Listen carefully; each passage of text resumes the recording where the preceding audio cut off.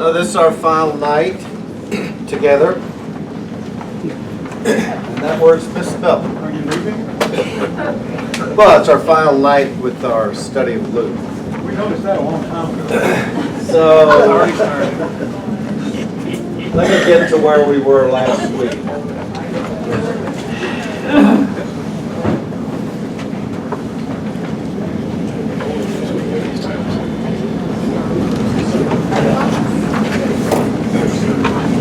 Oh, these aren't in order. Not me. I think so. That's not going to be good. Are these in the order that, I mean, this is straight? Sometimes when you have that little red tab, we don't have that page. No. This is all over the place.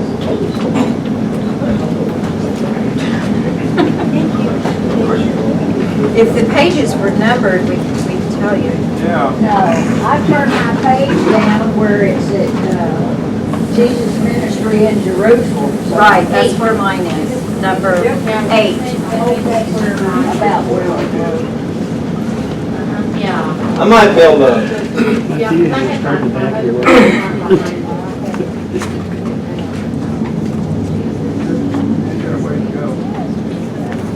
I don't know, these are out of order, so I don't know. There's 7.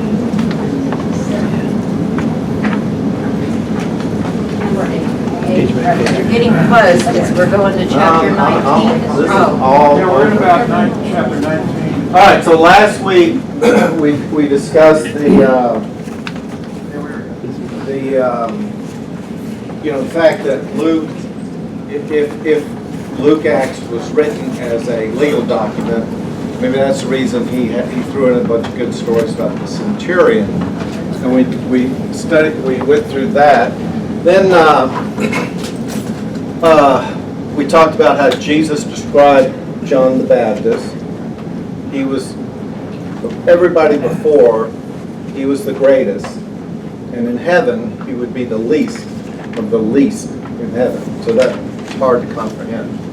We talked about who the Samaritans are and why they were hated so much. And then we threw that together with the story of the Good Samaritan. And that was a way of telling the scribes and the Pharisees that, because they're used as examples at the beginning of the parable, that, you know, here it is. And I asked somebody, we need to think of a group of people who are despised and use them as an example in this parable. And somebody said Nazis, but The Jews? huh? The Jews. No? ISIS, they're pretty much. Okay, well, You would hope. that's kind of, I don't think they would do it. Anyway, so then we talked about the prodigal son. Prodigal son. Hillary Clinton? I think Noah did a great job. I just brought out some very, very technical things about the father and stuff, and that son, that when they divided that estate, that son was not to sell it. And he sold it, and then he got out of town real quick, and he squandered it on Gentiles. The punishment for him would have been, when he comes back, the town would have done this ceremony and basically told him, we disown you, we reject you, you're not one of us, get out of here. But then we told how the father ran to greet the son. And we talked about why that wouldn't be appropriate for the father to run. But maybe, if you look at it a different way, maybe the father, that signifies the father getting there before any of the relatives in the village to say, I accept him, that's it, okay? Then we talked about the prediction of the temple, and I showed you some pictures of the siege of the temple, and I told you it was that the Roman general was going like, you can do anything you want, pillage and kill, whatever. Don't hurt the temple, because that was going to be number one. It was one of the marvels in the world at that time. And don't hurt the temple, because that was kind of a prize for the whole empire. And I told you, one thing led to another. They burned it down. And then he said, guess what you guys are going to do? You're going to go rock by rock, and you're going to take the gold out of the rubble, and we're taking it back. So they had to do that. So that's kind of where we left it. And tonight we finished, but I don't think this is going to be in order for some reason. There's two things I want you to think about. Because we're doing this so fast, we're going to do, his betrayal, the garden, what happened there, run through the trials, the execution, and then the resurrection. But I said from the very beginning, I gave you examples of where I said Jesus was pretty short, and if you read it, you might go rude to people who came up and said, I want to follow you, but I got to bury my father. And he says something like, dead, buried, father. Let's go. And there were 3 examples. And the examples that I gave you were to indicate that there was a strict timetable. This is going to happen on this day. This is going to happen. If you're coming, come now. Okay, so time. The question right now is, Jesus will make a triumphal entry into Jerusalem and so on and so forth. 2 questions. What did Jesus think? Okay, because he knows what's coming. And an interesting question is, what is Satan think? I mean, you could do a 5-6 week thing just on what was he thinking? I mean, because it would be really, you'd have to research it to death of what Satan was thinking. What was his plan? He had an end game. What was it? And that would be a fascinating subject. The other thing I want you to think about, I want somebody to define the word itinerant. Not all at once. One at a time. No, you can't, because you're always leader. Somebody define the word itinerant. In order in which things are going to occur. Itinerant workers that are only temporary in one area and then they move somewhere else. So, That's how I know. the question is, think of Jesus as an itinerant Preacher. Oh, I can't interrupt. preacher. Okay? Then think, and this is kind of getting close to home, if an itinerant preacher, homeless, came here and told you stuff, that's not the way we've been raised to believe, and so and he told you stuff, how would you react? I'd be pretty A skeptical. little different. Compared to the word, and I wouldn't worry about it. The Pharisees, I told you when we did, was it Paul? The Pharisees believed that, we've said this many times, God left the temple, right? They had this thing every year, God comes down and he's there, and you can, they'll pick a priest, he goes and does whatever he does, and he's going to make things right for the people of God. God hasn't been in that temple, never was, never in the new temple, okay? The Pharisees thought the reason God has abandoned us and we're being ruled by a bunch of pagan Gentiles is because we didn't obey God. And so they became what you're saying, Stan. They read every sentence of their religious stuff. It says to do this, and they said do this, do this, do this. And so they did it, and then you got a guy come in and say, well, you might have it wrong. So the question is, if someone came here and is itinerant and telling you, I ask you this question to put yourself in their place. It's real easy to say, scribes and the Pharisees, and say, a scribe was actually a very, very, very, very moral person. And to be raised that, we're doing this, and the big picture is, God's going to come back to the temple, we're going to get a Messiah, we're going to get rid of the Romans, and the whole world, we're going to be the center of the world, and life's going to be great. That's what they're thinking. And then this guy, who doesn't even have a house, comes and says, you got it wrong. So we need to give them a break on the way we describe it. Now, you have 12 apostles. So the question is, why would Judas betray Jesus? Think about it. Would Jesus sent him out and rebuking demons and all that? He saw it. He saw dead people brought to life. He saw healings. He saw it all. Yeah. Wasn't he a zealot?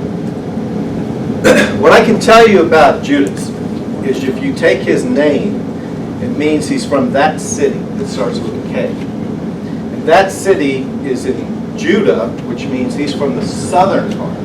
All the other guys were from Galilee, the northern part. Rebel. We don't know that. We don't know that. We know they speculate he's from this city. If you want to hear, like not legend, but I mean, there's all kinds of traditional legend things. I mean, like his dad was a wealthy guy, and that's where he got good at business, and that's why they made him the keeper of the money. I mean, that's all legend and speculation, and it could be true, and it could also not be true. Okay, but we know that they put him in charge of the money, right? So apparently he had an aptitude for money, right? But he saw everything that happened. And still, he did what he did. Okay? So,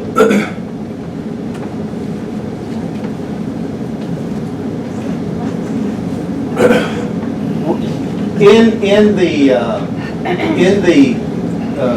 gospel, remember when Mary brings the ointment, was it frankincense or something, and poured it on his head or his feet, and then said, and then he kind of, this is a great thing she's done.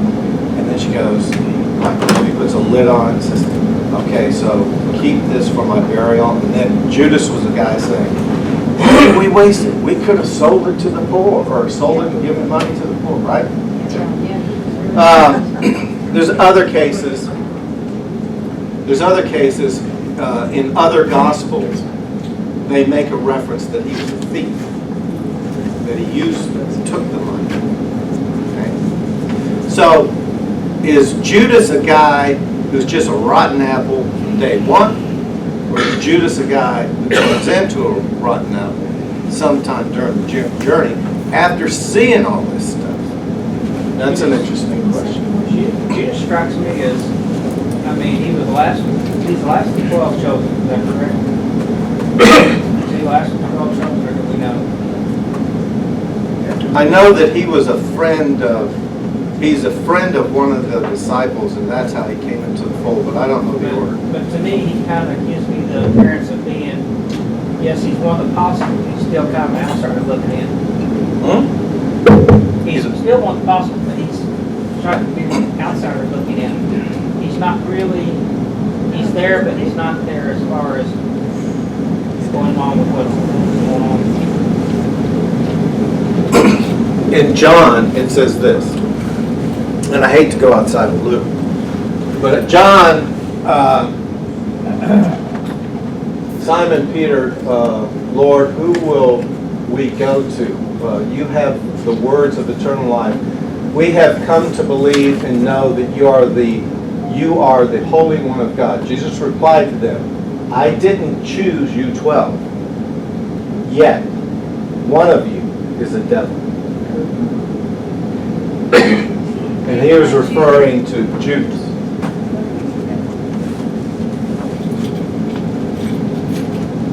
And I've already told you this. Why couldn't the perfume have been, given to, or he was the keeper of the money bag? Jesus said to him, leave her alone, Jesus replied. She was intended to keep this perfume to prepare for the day of my burial. And let me tell you, remember that time I told you that Heather made me listen to what happens to when you die? You're going to need a lot of it because it's bad. So it totally makes sense to me, them going and it's so bad. It's just, you go to the dictionary and it's worse than the word bad. It's terrible what happens. It's terrible. It is. It's nasty. So I can understand why they did that.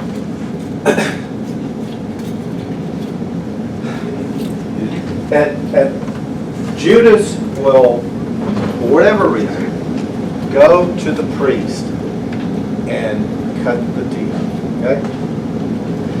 And you can speculate whatever you want. And you're not necessarily wrong. Some people speculate that he was going to force Jesus into this situation, and Jesus would have to show his great power and get rid of the Romans and so on and so forth. You can use any kind of, you can come up with any kind of speculation or theory you like. The bottom line is that he plotted together with the elders and so on and so forth. But the thing you have to understand, if you're going to do it, you're not going to do it during this time where the city's swollen to 500,000 and everybody's going to... The whole thing with the priest, they want, you know, okay, let me give you an example. He comes in, he says stuff, remember I told you about shaming? Remember shaming? And I said, if he wanted to talk to those guys and say, you know, well, have you ever thought this way? And he didn't do that. He took them head on. He shamed them in public. And they didn't do anything. That's significant. The reason they didn't do anything is because all the people around, right? So if you're going to do something, you're going to kill him, you don't want people around, right? And the time you really don't want that to occur is during this big festival. That's the worst time in the world. They want to slow it down. Not, if we're going to do it, not on this day, right? Because that was absolutely what they didn't want to happen. They say it, not during the feast, lest there be an uproar. So they're afraid that people are going to, if we do something during the feast, people are going to revolt and get mad. You know, that might bring the Romans in and so on and so forth. It'll be a bad deal. So, now these are all out of order. So, let me just see if I can find where I want to take it. Okay, let's go to Luke 22. And if, Sean, if you'll read. Now the festival of unleavened bread, called the Passover, was approaching, and the chief priests and the teachers of the law were looking for some way to get rid of Jesus, for they were afraid of the people. Then Satan entered Judas, called Iscariot, one of the 12. And Judas went to the chief priests and the officers of the temple guard and discussed with them how he might betray Jesus. They were delighted and agreed to give him money. He consented and watched for an opportunity to hand Jesus over to them when no crowd was present. No crowds.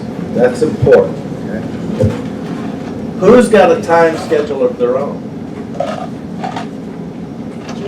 Jesus. Does he care about their time schedule?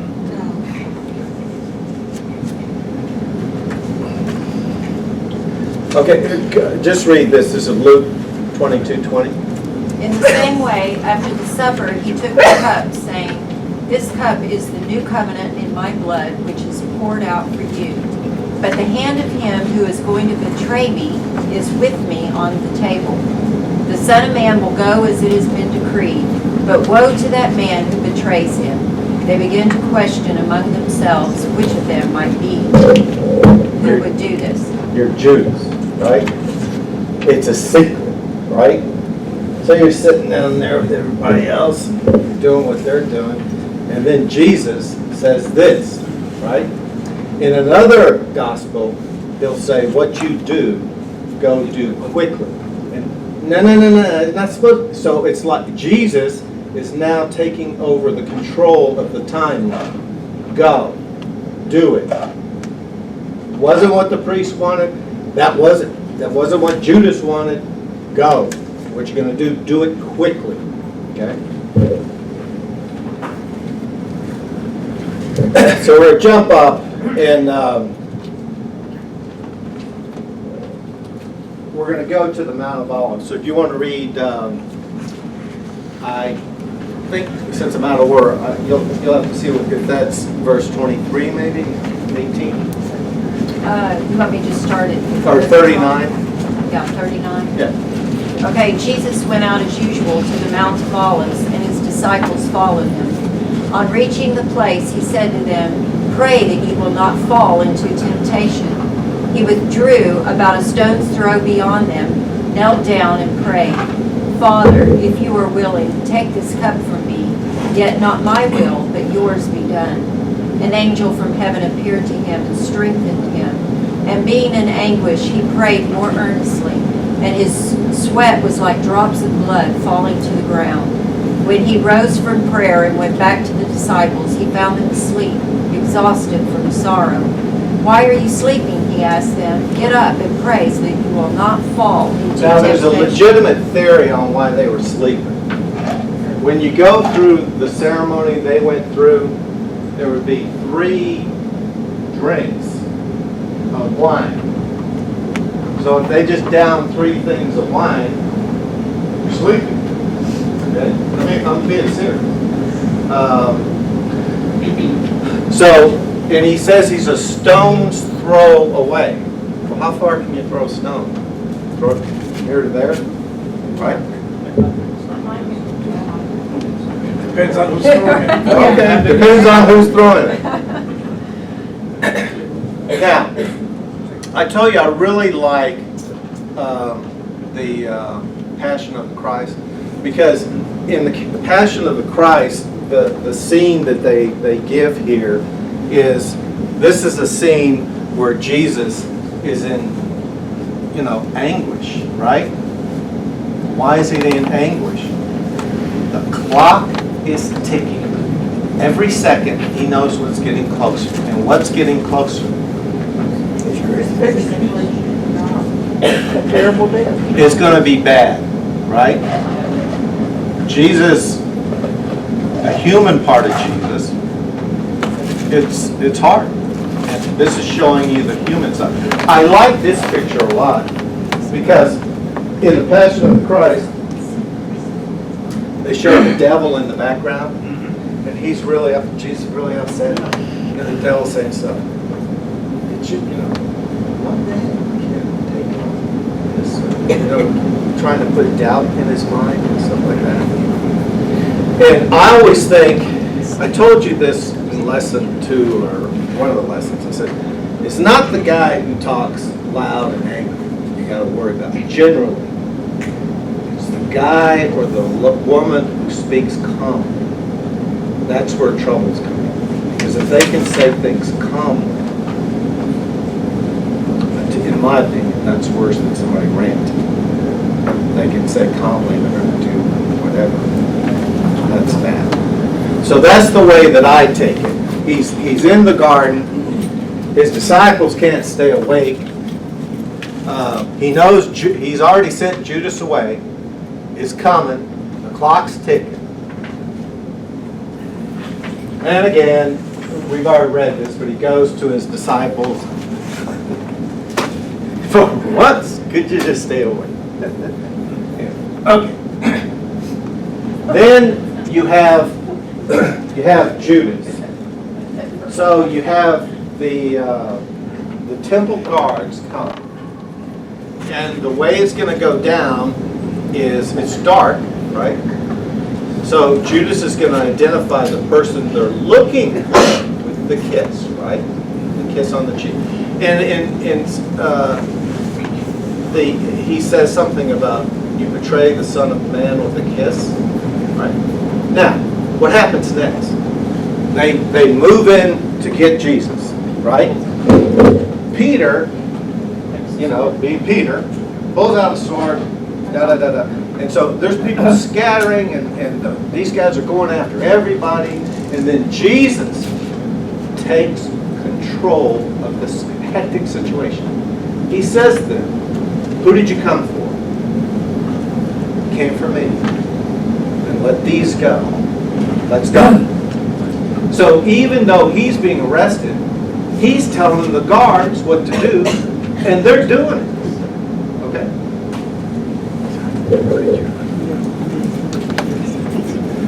Then you have Peter. Jesus had told Peter, you know, he lays it on the line. Somebody's going to betray me. You know. What is Peter's? Me, I will die for you. I'll die. Then what is Jesus saying to Peter? Deny me 3 times before the cock crows. So, if the guards have taken Jesus into the Sanhedrin, and or maybe just the first meeting with the high priest, he's out there kind of like trying to stay connected, and then what happens to him? He's recognized. It's spotted. I saw you. Yeah. He goes, He has a Galilean accent. Everybody else there is from Jerusalem. well, but at this time of the year, they're from all over the country. This is true. They've all gathered there. Huh? They've all gathered there. Yeah. So he goes through that.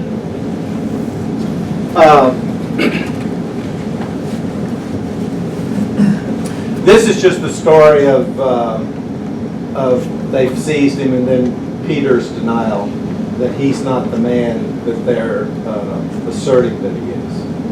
And then when it was done, and that bird did what the bird did, what did Peter do? He wept bitterly because what was foretold happened. And he denied that he even knew it. Put this in context. Anytime something significant, important happens in the gospel, Peter's involved in it. When Nicodemus comes, one of the disciples said, got this guy. They went and got Peter. It's always Peter. Okay? So you've been there, you saw Moses and Elijah. You said something stupid, but you were there. God kind of said, hush, listen to my son. But, so Peter's, he's the man. He saw everything that happened. And when it comes time, he will tell people not once, but 3 times, I didn't even know this guy. I have no idea what you're talking about. So then you're going to have 2 trials. The first trial is Pilate, and the next one's going to be with Herod. And then he goes before Herod, and Herod's like, let me tell you something. The only reason Herod would even be in Jerusalem is because of this big festival, right? He didn't live there. He lived in Caesarea. Some of us saw the place he lived. That was nice. Had a freshwater pool, and it backs up to the ocean. Going to Jerusalem was not something he liked to do. Okay, it's just full of trouble. So he's there, the Jewish leader, so on and so forth. We got this problem. Now, you have a problem. Well, no, now they're trying to throw it, and he doesn't want the problem. Okay? So now, let's go back. What's Satan think? We can speculate. If I were Satan, I'd be going like, send this guy away. Don't do it. So, it says,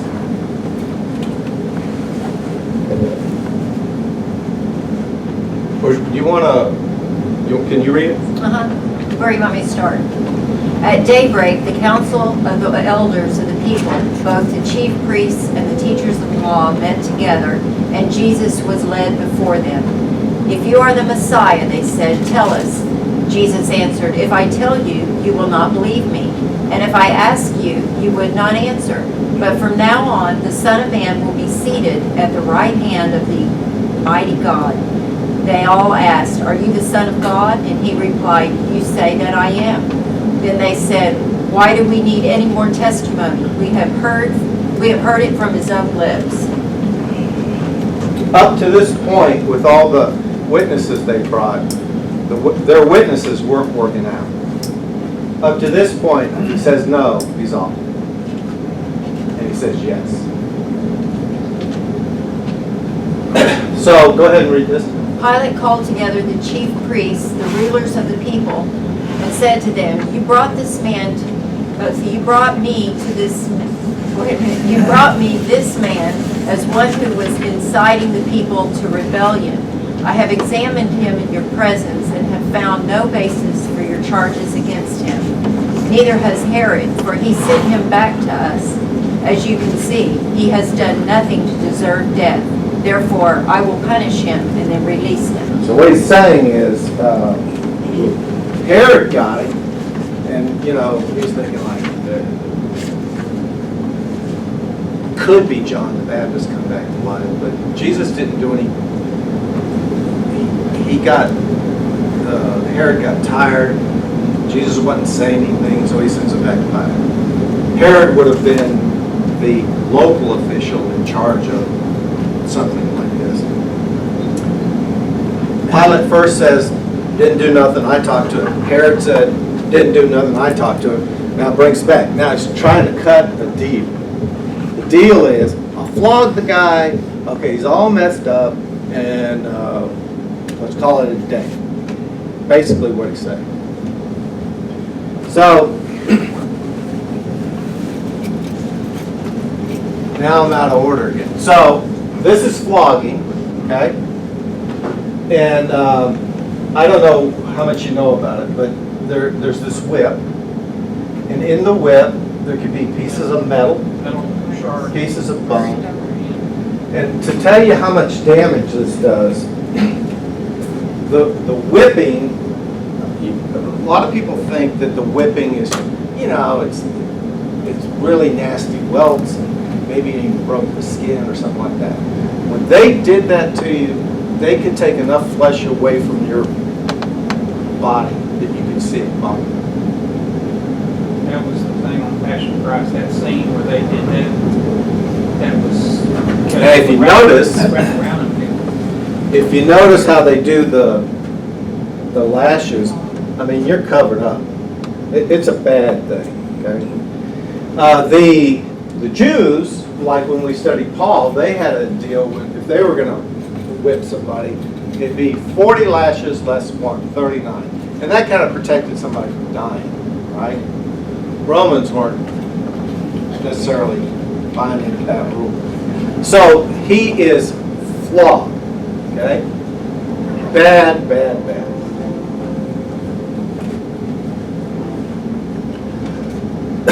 After that, we all know the story. Pilate's still trying to get this thing to go away. Brings him out. He's a mess. It's like, okay, I've done this, and they insist no. And then they kind of guilt Pilate by saying, he says he's the king of the Jews, and we only have one king, who's Caesar. And now it's rebellion. And so finally, Pilate washes his hands and says, Barabbas is set free. He goes. Now, with the crucifixion, he's not carrying a cross. He's carrying this beam. Those crosses are always where they're just always there. So he's carrying the beam. And he has to carry it to the place of the execution. And then we all know the story of the execution. The guards, he was stripped, he was naked. They were like gambling over his clothes and stuff like that. During the meetings and stuff like that, they put this crown of thorns, and it was bad. So, okay, why don't we read this? The people stood watching, and the rulers even sneered at him. They said, "He saved others, let him save himself if he is God's Messiah, the chosen one."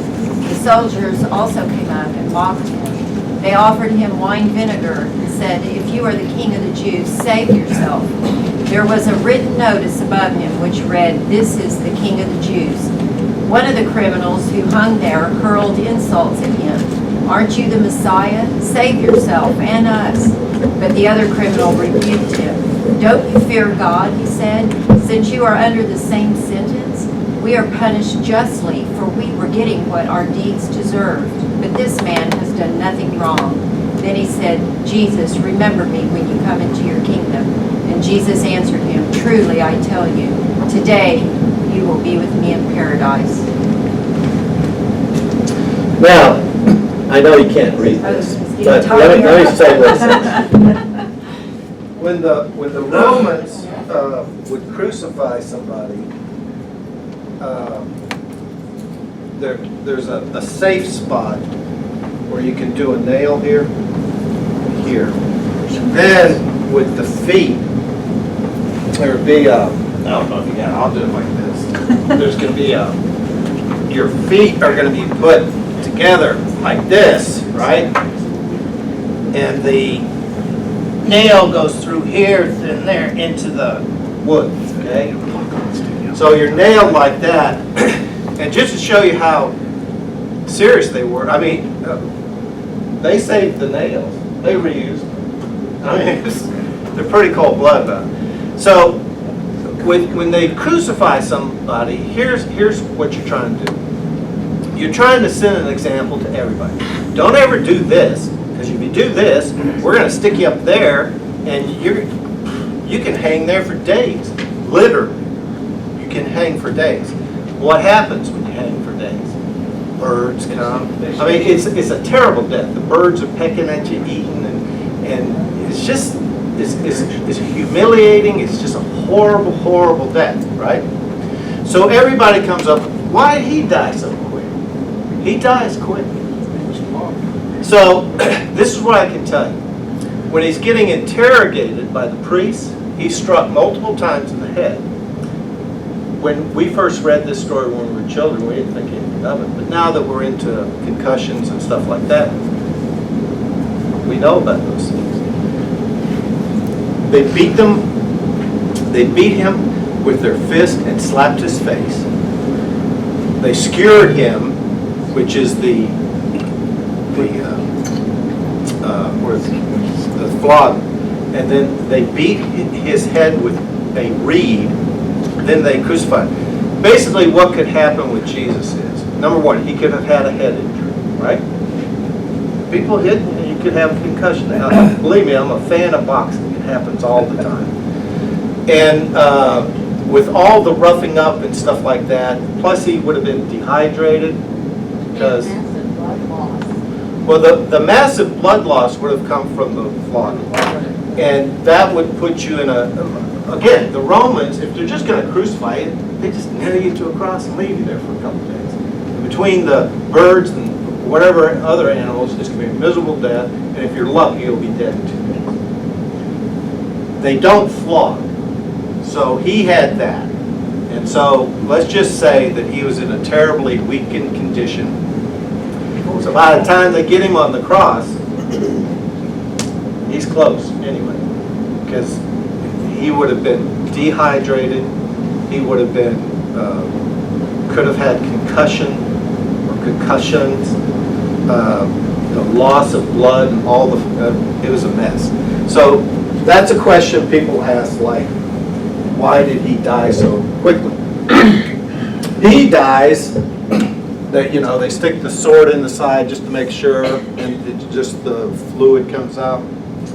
So when he's dead, they go ahead and break the legs of the 2 other guys, because they won't be able to do this to breathe, and they'll die. So it's all over pretty quick.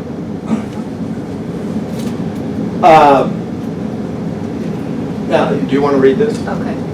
On the first day of the week, very early in the morning, the women took the spices they had prepared and went to the tomb. They found the stone rolled away from the tomb, but When they entered, they did not find the body of the Lord Jesus. And while they were wondering about this, suddenly 2 men in clothes that gleamed like lightning stood before them. In their fright, the women bowed down with their faces to the ground. But the men said to them, "Why do you look for the living among the dead? He is not here, he has risen. Remember how he told you while he was still with you in Galilee. The Son of Man must be delivered over to the hands of the sinners, be crucified, and on the 3rd day be raised again." Then they remembered his words. And when they came back from the tomb, they told all these things to the 11 and to the others, all the others. It was Mary Magdalene, Joanna, Mary the mother of James, and the others with them who told this to the apostles. But they did not believe the women, because their words seemed to be like nonsense. Peter, however, got up and ran to the tomb. Bending over, he saw the strips of linen lying by themselves, and he went away, wondering to himself what had happened. So the women go there, because it's the first day of the week, and they can go, like I say, decompose. It's a bad deal all the way around. So they're going to prepare the body to... When they get there,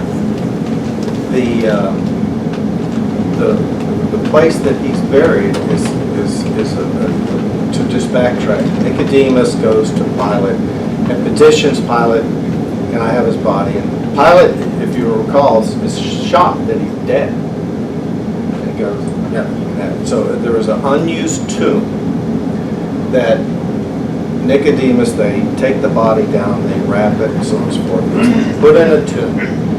Very, very large stone is put over the door, man. And I'm just telling you, you want to make sure that's airtight. It's bad. So the women go on the first day of the week, which is Sunday. The stone's gone, moved, and then what they buried him in is still there.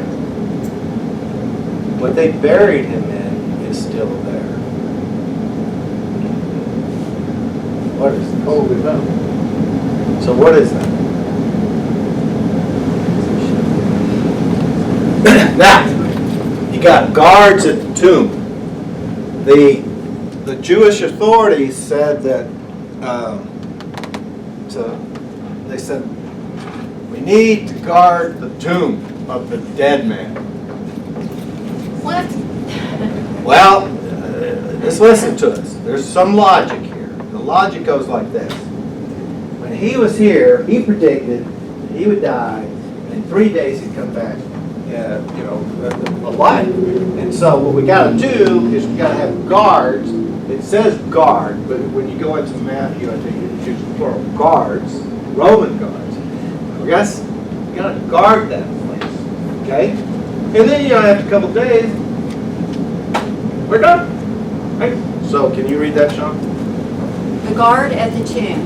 Oh, okay. The next day, the one after preparation day, the chief priests and the Pharisees went to Pilate.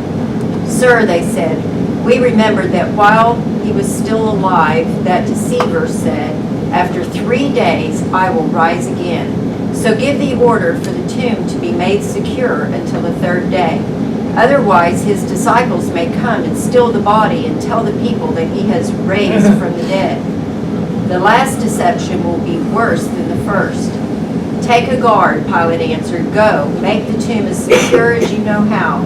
So they went and made the tomb secure by putting a seal on the stone and posting the guard. But again, in the other gospel, it uses a plural guards.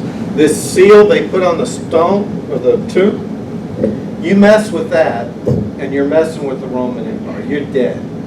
You're dead.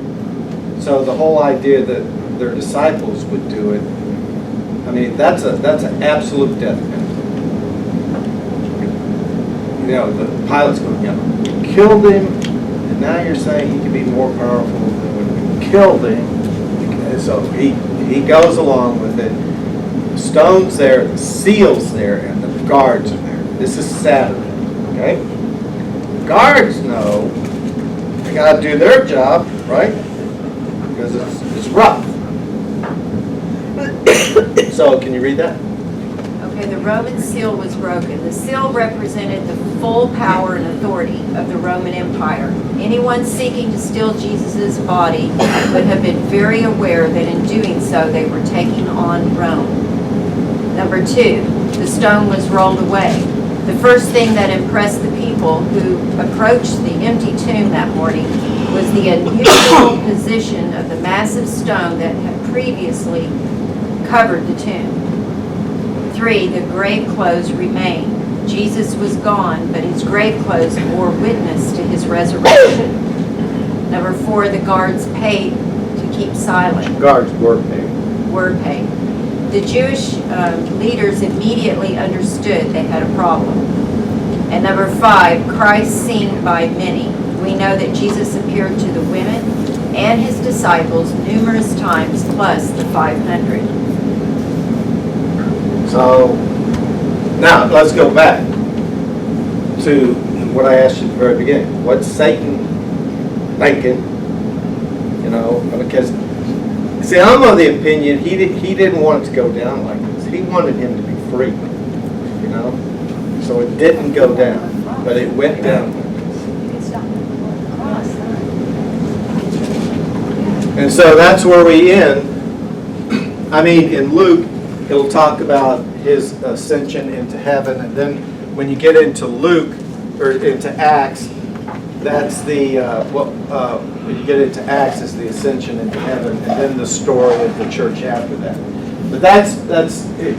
To do Luke and to do it in 4 weeks, we drilled down where we had time to drill down, and if we didn't get to something that you wanted to discuss, that's my fault, because I just did what I drilled down where I thought we needed to drill down. I can tell you that even before I did this, even before I did the Paul study, and I mean, pretty much for all my life, I've always liked the Gospel of Luke. I always thought it just seemed like it told you a lot more than the other Gospels. And like I said at the very beginning, Luke, I'll tell you the end of the story. Do we have time? How much time we got? Okay, so here's the end of the story. The end of the story is there's the theory that Luke returns to Greece. He gets into a bad situation. It's a pagan guy's nailing or hanging from a tree. That's one. The other one that seems to be more accepted is Luke lives to be like 82 or 84 years old. And back then, that's old. And he just dies of old age. When he dies, he's buried, and then his body will make a trip. They take it to different cities. And there is a place in Italy that claims that they have the remains of Luke. And you know this is true because I told you when we went to Scotland, are there any golfers in the house? Okay, well, St. Andrews is named for St. Andrew, and they claim they have, I don't know, his jaw and another piece of bone that were dispersed all over the world, okay? So it makes sense that that his body did travel around. Is it in Italy? Nobody knows. But here's the real interesting thing.